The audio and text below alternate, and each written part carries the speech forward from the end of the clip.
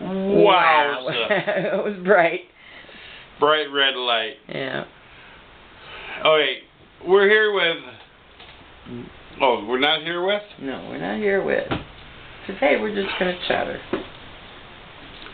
Little Jay here. Okay, I want to talk to the new guys. The guys that are thinking about getting into the truck driving profession. There's a lot of things to talk about, and I think we'll just start with the basic, what it takes to get you into a school and through the school.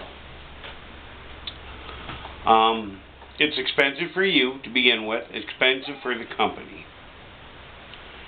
You will have to get a CDL, get your permit, go down to your DMV, get the book, study hard, and pass your test. You want to go to the school with your CDL permit in hand. Unfortunately, I've known a lot of people that could not pass the CDL permit. They were already at school, they got sent home.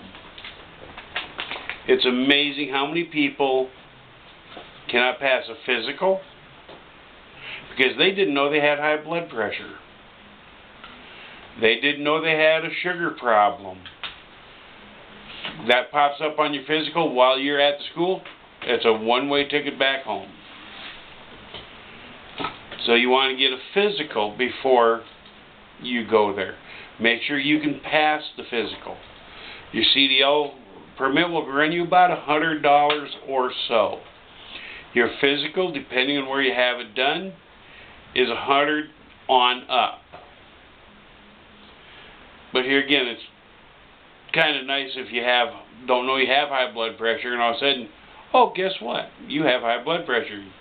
We can't take you to, we can't accept you in the school until you get it under control. That's two ways you get sent home before you even start the school.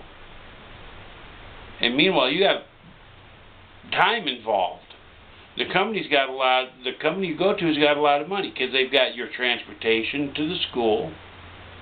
They've already got you in a motel. They've already done your background check. Because, yeah, you're going to have a background check. Driving and criminal. And if you got too many accidents and too many speeding tickets, you're not going to get accepted to go to truck driving school. Then they have to once you get there, they got to get special insurance on you because you're a new driver to the industry. They've got motel costs. It's going to cost the company thousands of dollars to basically get you started into school. So the company's going to have many dollars. You don't have a physical. Some companies do actually require a physical and you getting your CDL permit. Some companies do require that. But they still have the money on the background check before they even say, yes, you're accepted. Then it's a bus ticket or whatever to the company. So you got transportation there. Then we got to put you up in a motel, or some places do have dorms on site. There's a couple that I can think of, but most of them have motels. Then they got to have the transportation to and from the school, from the motel to the school. And they have meal expenses. They're feeding you at least one meal a day. Motel will probably give you the breakfast. Then the school is going to give you lunch. But then you're on your own for supper, for your dinner. You will have a drug and alcohol test taken. And the limits for going home for alcohol, if you're in school, they do an alcohol test on you. You blow a .001, you're going home. Because at .001, you are driving a commercial vehicle while intoxicated. Yes, legal limit is .08 if you have a normal driver's license. But once you get that CDL, to get a driving while intoxicated is .04. To get busted for driving a commercial vehicle under the influence is .001. A lot of people fail that. I know one guy, he went through the school, passed, got his CDL, went out and partied a little bit that night to celebrate. Come back the next morning, guess what? He got called in for a random. Blew up .003 and was fired on the spot. And that will follow you from job to job for a long time.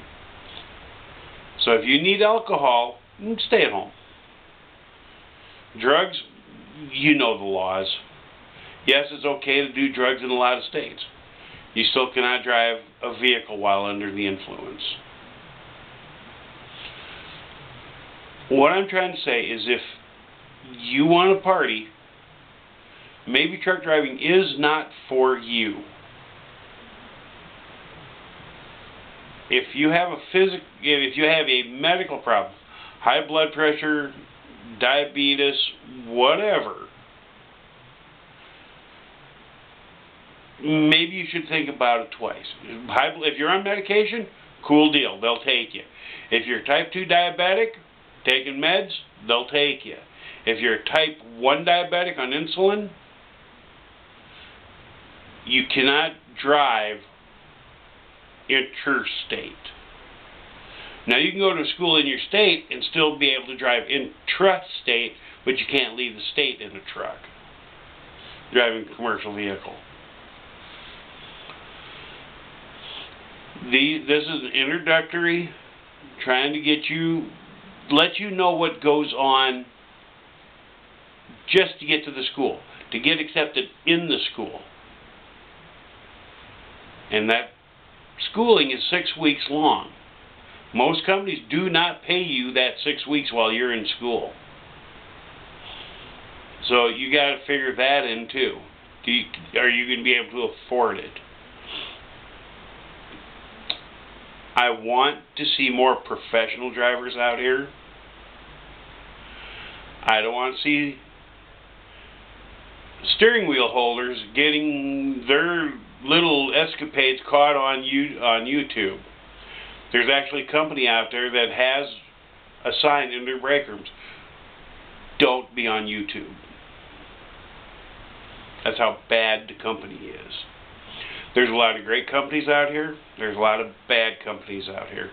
We will talk about those more later, but we will not name names on companies. I don't get paid to talk about them, and I don't want to get into trouble for mentioning their names. This is a help video for you guys wanting to get into the industry. Why do you want to get into it? Do you want to see the country? Don't believe the ads you see on YouTube, Facebook, or TV. Those ads are designed to pull you in. To see how great this is such a great company to work for. These videos are the real world. Yes, you'll see the site, the beautiful sites out there. There's a lot of beautiful sites. And you'll see them at 60 mile an hour plus. Because no, you can't stop and see Mount Rushmore when you go through. No, you can't stop to see this site or that site, whatever sites you want to see. No, you can't go to that car museum. Because number one, a lot of them don't have truck parking. Number two, you just can't get to some of these sites via truck, such as, let's say, Four Corners. They don't allow trucks up there. So you can't go see Four Corners. You will make money, but not in the first year. After the first year, you can make some good money. But the first year, you're going to be limited because just of many things. You've got your 6 weeks of school, you got 6 to 8 weeks of training with another driver. And those are out there we'll talk about in another video. We'll talk about the different types of driving of trucks. The flatbed, van, reefer, dump, you name it. There's all tankers, you name it. Here again, we'll talk about that in a different video. We'll talk to drivers about leasing a truck. We'll talk to owner-operators about owning a truck. We'll talk to small company owners. We'll talk to big company owners. We're going to be talking to DOT, State Patrol, what they look for in a DOT inspection, what they look for when you come into the scale that prompts them, hey, we need to check this guy out. Why they pull you over on the side of the road just to do an inspection. What did they see that caught their attention? We're going to be talking about a lot of different things in these videos. This introductory one is just about what it takes to get you into school. Your CDL permit, your physical, your background check,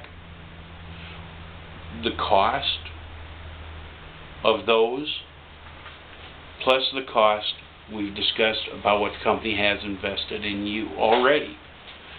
Just by you calling up and say, I want to put in an application, the process begins. Sometimes the people don't make it past the background check because of too many accidents, too many speeding tickets. I can't think of many criminal histories that will haunt you in the truck driving profession unless you've lied on your application. They take that serious. Don't lie on your application because it will come back to haunt you eventually. Be upfront. Be honest. Tell your recruiter why you want to be a professional driver. And they're going to blow smoke up your butt saying it's the greatest company in the world to work for and everything else. Don't believe it. I haven't worked for that many companies, but I've had my butt, loud smoke blowing up my butt. Just have your eyes open, be careful, pay attention to what you're driving now. Pay attention to signs. You have to, in the professional driver world, you have to read every sign.